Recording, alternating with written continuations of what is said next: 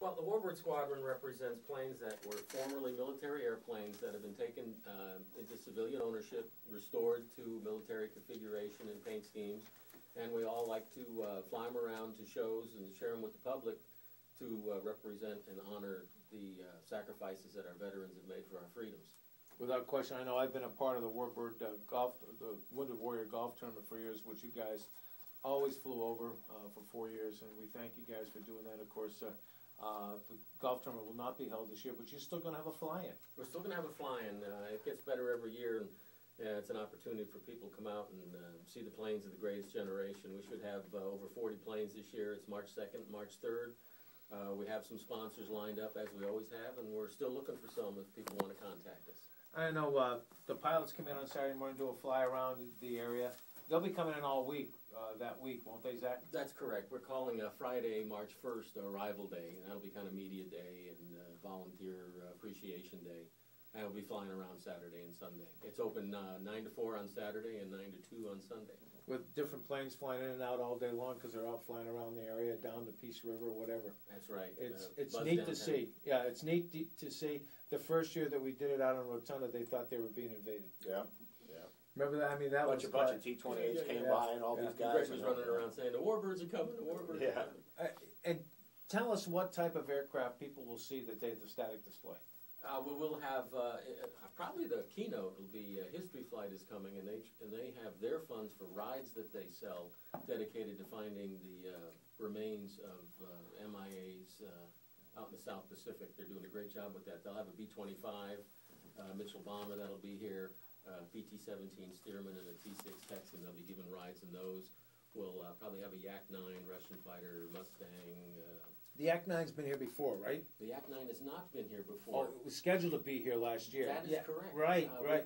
This is our 4th annual event. The Yak-9 is a friend of mine from Alabama, and he has had problems 3 years in a row coming.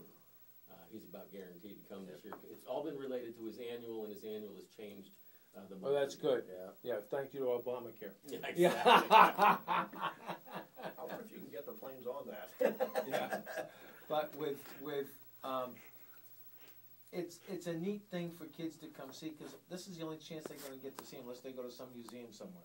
Yeah, you know, it's really funny. Most of the air shows have what we call flip-flop acts, and they don't have a lot of warbirds at them. They may, in fact, bring a warbird in or two to fly, but this is one of those rare opportunities to see 40-plus airplanes sitting on the ramp that are all former military aircraft. That you'll never see again. That's what's cool. And these things, there's a lot of upkeep on these things, too. I mean, people don't realize, you know, these are high-performance machines, and there's a lot of upkeep to these things, and the people that do this do it out of the love for the aircraft. It's definitely a passion. Yep. I think one of the biggest things I ever saw was Dennis in that uniform that night. At the dinner dance. Yeah, that's it. That was fun. That was fun. Yeah. Yeah. With everything that the Warbirds do, you guys and Jamie Trudeau has one of the largest supplies for fixing T-28s. T-28s. He has the largest supply of parts in the world. And he just picked up a bunch more. So, wow. Yeah. It's fascinating to see all the different places. See, that's another thing. When you have a passion for warbirds, it doesn't matter if you've seen one or two.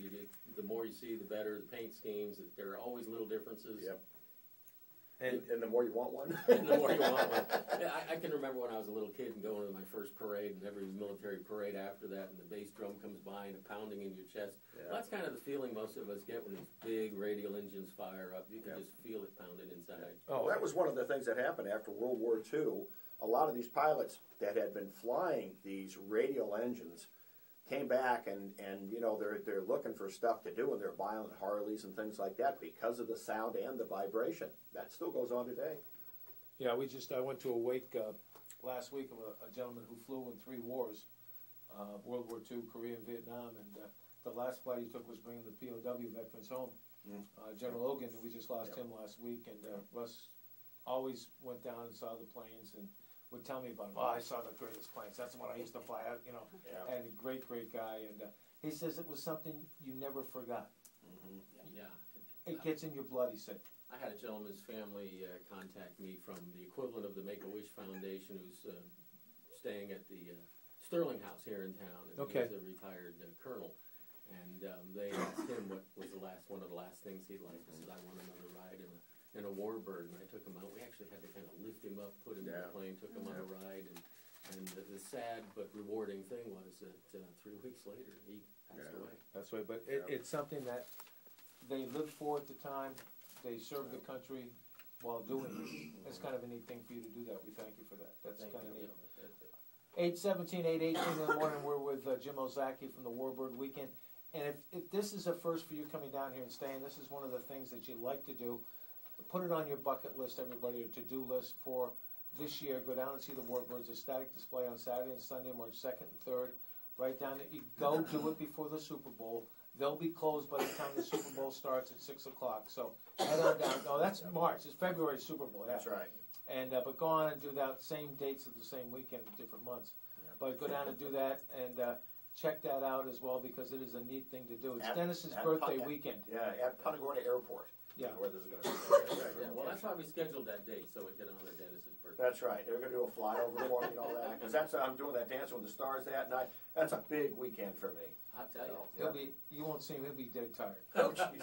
We're doing the breakfast in the morning. So after that night, then you go dancing, right? We're doing the dancing that night, March 1st and Friday night, and then we're doing the breakfast for all the pilots the next morning. And I'll tell you what, seeing these pilots coming in there, we're up there at like 4:30 in the morning getting all this stuff ready, and the stories these guys are telling. I mean, it is so cool. At the dinner dance that year, it was amazing to hear these guys talk about who they flew with, where they flew, and how they flew. Let's go to the phone lines. Good morning, you're on the air.